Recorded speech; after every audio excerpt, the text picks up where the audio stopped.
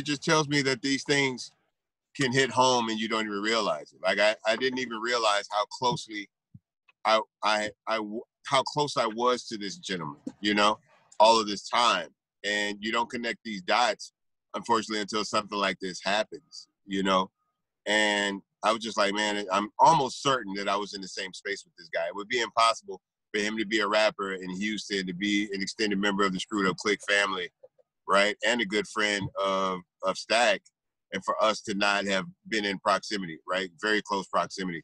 So I'm almost certain that I was in the same room with this kid at some point.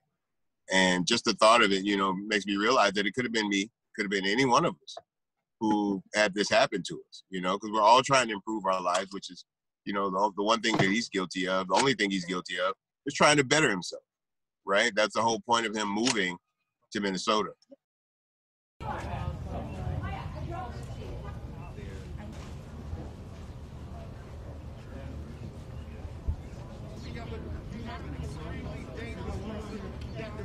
Be an ally and be aware, right? It's easy to be indifferent when there's really no proof. But now that you have proof, there's no way you could just stand on the sidelines and be indifferent about this stuff anymore. You see it happening.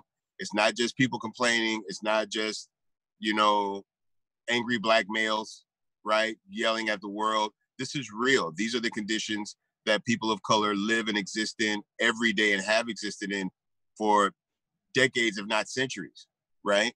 And so if you're not willing to stand with us, then at the very least you're indifferent, but at the worst, you're complicit. And so it's more to be than being just nonviolent. It's about being anti-violent right now. That's the thing, right? You can't just be like, well, I'm going to take a nonviolent stance. No, you have to take an anti-violent stance, right? And you have to be willing to fight and get out there and stand with us, you know, through it all.